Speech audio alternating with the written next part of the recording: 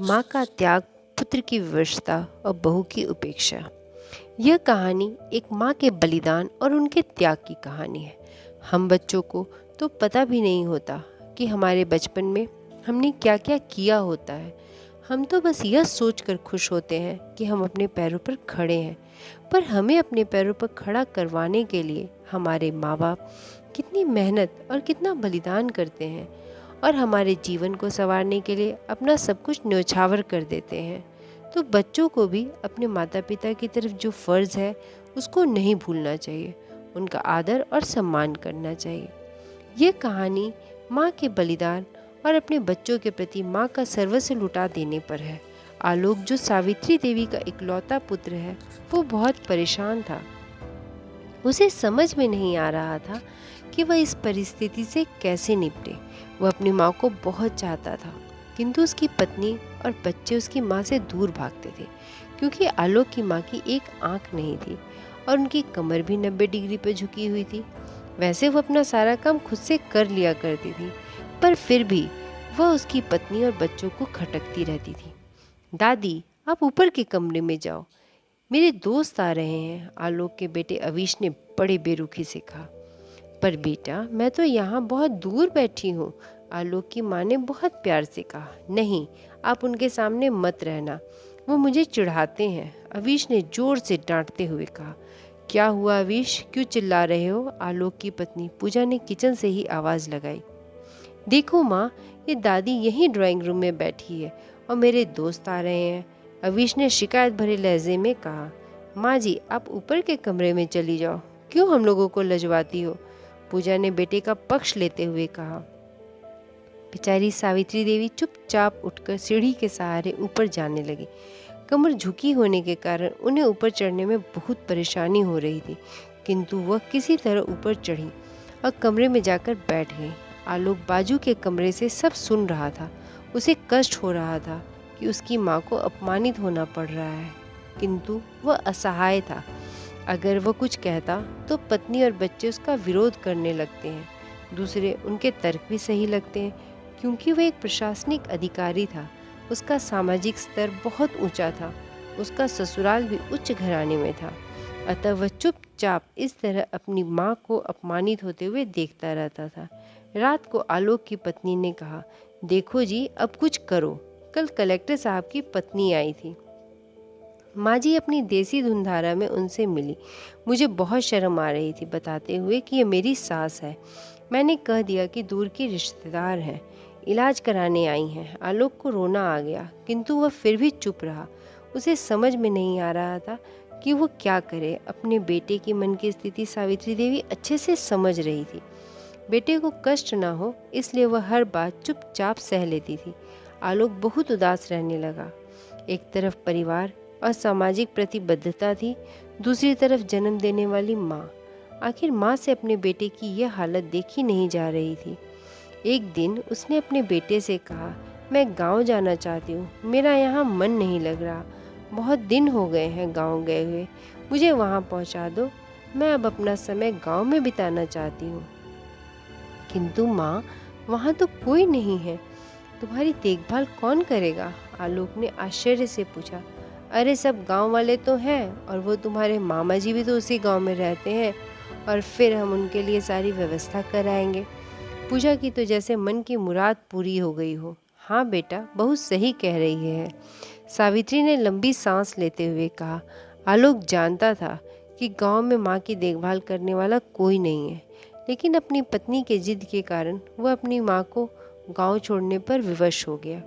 माँ को गांव छोड़कर आते वक्त उसे रोना आ रहा था तथा अपनी बेबसी पर गुस्सा भी आ रहा था, किंतु परिवार, पत्नी और समाज ने उसके इन मनोभावों को दबा दिया और वो घुटन सा महसूस करने लगा।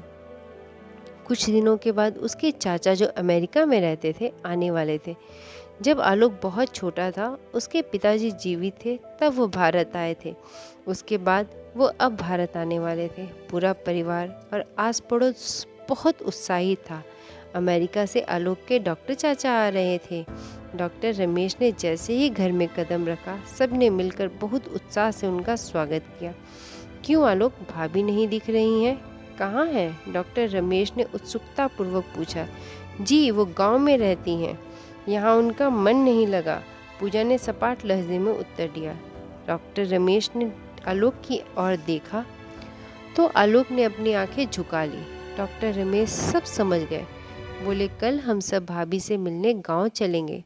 दूसरे दिन सभी लोग गांव के घर में पहुंचे। देखा कि सावित्री देवी को बहुत तेज बुखार है और वो पलंग पर असहाय पड़ी हैं। डॉक्टर रमेश दौड़कर सावित्री के पास गए और उनके पैर पकड़कर रोने लगे। सावित्री की ये हालत उनकी कल्पना से परे थी। वाह बेटा आलोक, तूने तो नाम उजागर कर दिया। अपनी माँ की ये हालत देखकर तुझे तो शर्म भी नहीं आ रही होगी। डॉक्टर रमेश ने आलोक को लगभग डांटते हुए कहा। नहीं देवर जी, आलोक का कोई दोष नहीं है, मैं खुद गांव आई थी। सावित्री ने अपने बेटे को बचाते हुए उत्तर दिया। मुझे सब पता चल गया भाभी, आप चुप रहो। क्यों बहू, तुम्हें अपनी सास कुरूपता पसंद नहीं है? समाज में तुम्हें नीचा देखना पड़ता है ना? डॉक्टर रमेश ने पूजा की ओर व्यंग से देखा। पूजा निरुत्तर होकर आलोक को देखने लगी। आज तुम जिस सामाजिक स्तर पर हो वह इन्हीं के संघर्षों की देन है।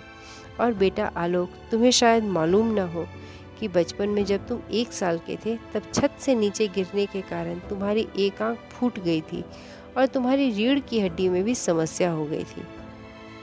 तब तुम्हारी इसी कुरूप माँ ने अपनी एक आंख और अपना बोन मैरो तुम्हें देकर इतना सुंदर स्वरूप दिया था। पूजा बेटा, इतने सालों तक संघर्ष करके अपने बेटे को प्रशासनिक अधिकारी बनाने वाली इस संघर्षशील औरत की तुम लोगों ने ये दशा कर दी। तुम्हें ईश्वर कभी नहीं माफ़ करेगा। डॉक्टर रमेश की आंखों से अश्रु की जलधारा बह रही थी। अब भाभी, आप मेरे साथ अमेरिका जाएंगे, यहाँ इन स्वार्थी लोगों के बीच नहीं रहेंगे। डॉक्टर रमेश ने सावित्री से कहा। आलोक को तो काटो तो खून नहीं था। डॉक्टर रमेश जो उसके चाचा थे, उन्होंने जो राज बताया उसके बाद तो आलोक को यही लग रहा था कि उससे ज़्यादा पापी इंसान इस दुनिया में कोई और है ही नहीं। वह दौड़ के गया और अपनी माँ सावित्री देवी के कदमों से लिपट गया। माँ, मेरा अपराध अक्षम्य है। मैं जानबूझकर चुप्पी साधे रहा, आपका अपमान करवाता रहा। अब सिर्फ आप ही उस घर में मेरे साथ रहेंगी और कोई नहीं। आलोक ने आगन्य दृष्टि से अपनी पत्नी और बच्चों को देखा। पूजा को भी बहुत पश्चाताप हो रहा था, किंतु उसकी हिम्मत नहीं हो रही थी कि वो सावित्री से आंख मिलाए। सावित्री ने पूजा की मनःस्थिति को समझकर उसको पुचकारते हुए अपने पास बुलाया और आलोक को डांटते हुए कहा, खबरदार, जो मेरी बहू को मुझसे अलग करने की कोशिश की तो तुझे ही घर से बाहर निकाल दूंगी।